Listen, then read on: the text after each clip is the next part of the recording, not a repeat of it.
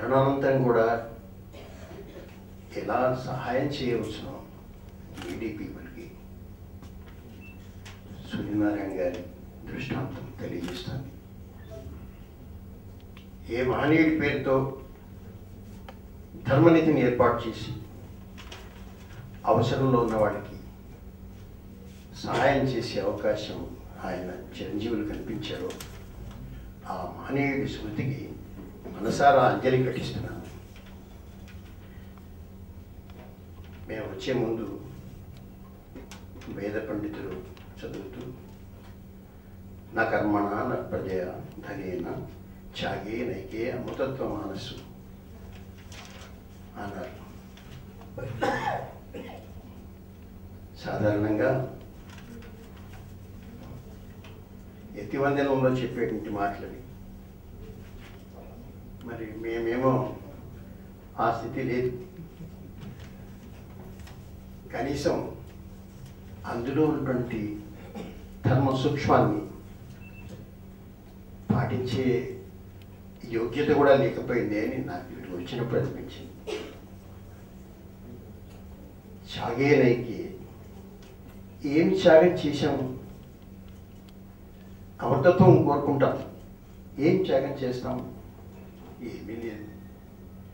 అటువంటి త్యాగం చేసేటువంటి అవకాశం కల్పిస్తుంది ఈ సంస్థ. పేదవాళ్ళకి వాళ్ళు ఎక్కడ పుట్టారు, ఏ ఊళ్ళో పుట్టారు, ఏ కులంలో పుట్టారు అనే వాటితో నిమిత్తం లేకుండా అవసరంలో ఉన్న వాళ్ళకి సహాయం చేద్దామని అనుకునే ఒక చాలా గొప్ప ఆశయంతో ఏర్పడినటువంటి ఈ సంస్థ నిర్వాహకులకి, ముందున్న వాళ్ళకి, వెనుకున్న వాళ్ళకి కూడా నేను హృదయపూర్వకంగా నమస్కరిస్తున్నాను.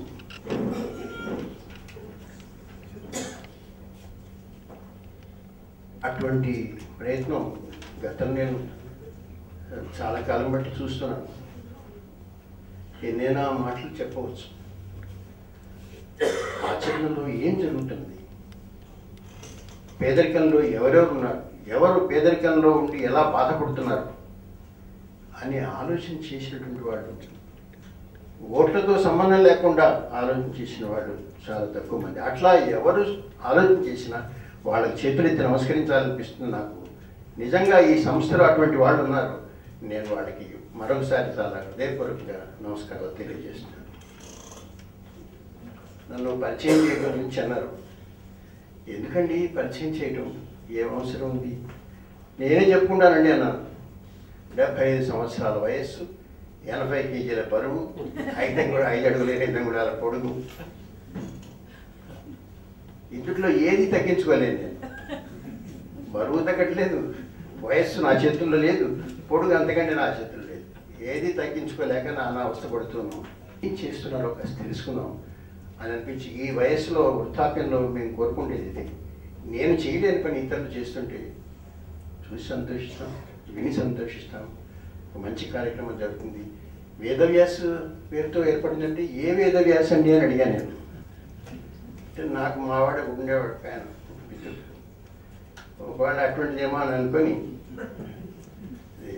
కాదండి సత్యవతి గారి అబ్బాయి వేదవ్యాసుని గురించే అని చెప్పాడు. ఏ వేదవ్యాస వెంటనే కూడా ఆ వ్యాసులు కూడా ఎంతమంది అనేది పెద్ద. నేను ఇక్కడ ఒక చిన్న సందర్భం, ఈ మాటలో ఒక మాట చెప్పాలి. ఆర్షధర్మాన్ని గురించి మాట్లాడుకుంటప్పుడు చాలా వైరుధ్యం కలిగినటువంటి విశేషాలు మనకు చాలా కనిపిస్తుంది. భారతమే ఉందనుకోండి, నేను ప్రభ వీక్లీలో ఒక కాలం పెట్టాను, ధర్మపీఠం అని. సందేహాలు చాలా వస్తాయి. ఉదాహరణకి కర్ణుడి జన్మ వృత్తాంతాన్ని గురించి భారతంలో ఉన్నప్పుడు ఆయన ఏమిటి సత్యగర్భతో పుట్టాడా, లేకపోతే 9 మాసాలు మూసి ఆ తల్లి కన్నదా? 2 రకాలుగా ఉన్నాయి భారతంలో. దాన్ని ఎలా సమన్వయం చేస్తాం? సరిగ్గా ఇంటర్ప్రిట్ చేయడానికి మనకు ఒక సరైన వేదిక లేదు, చెప్పడానికి తగినటువంటి మార్గం లేదు. తిరుమల తిరుపతి దేవస్థానం వారు వేసినటువంటి భారతంలో కొంత వివరణ ఇవ్వడానికి పండితులు ప్రయత్నం చేస్తున్నారు. అట్లా ఇంకా చాలా ఉన్నాయి. ఇవన్నీ కూడా ఈ కాంట్రడిక్షన్స్ కనిపిస్తే ఎవరైనా పాయింట్ అవుట్ చేసేటప్పుడు మా జర్నలిజం గురించి నేను ఎప్పుడు మనం చెప్పుకుంటే క్లాసులో చెప్పుకునే మాట, కాకి దృష్టి ఎద్దు పుండి మీద లేదు. ఇంత గొప్ప ధర్మం, బ్రహ్మసూత్రాలు లాంటి గొప్ప ఇంటలెక్చువల్ ఎక్సర్సైజ్ అది. ఒక్కొక్క సూత్రంలో ఎంత అద్భుతమైనటువంటి సంపద ఉంది, జ్ఞాన సంపద ఉంది దాంట్లో. వాటిని గురించి అటువంటి రాసినటువంటి వాళ్ళు అంత అమాయకంగా కొన్ని రాస్తారా? ఆదిత్యుడి యుద్ధం జరుగుతుంటే రామరావుని చెప్తారా? నిత్యం పట్టే రోజు చదువుకోమని చెప్తారా? ఇవన్నీ ఏమిటి అని అనిపిస్తుంది. కానీ దీనికి చెప్పవలసినటువంటి అవసరం ఉంది. పండితులు వాటి గురించి చర్చించాలి, మాట్లాడాలి. అవి చెప్పడానికి కలిగినటువంటి సామర్థ్యం మా శ్రీమన్నారాయణ గారికి ఉన్నది. ఆయనకి ఇప్పుడు ఇంకా చాలామంది ఉన్నారు, చాలా అద్భుతంగా మాట్లాడుతున్నారు. వారందరూ కూడా నేను చాలా గర్వపడుతున్నాను.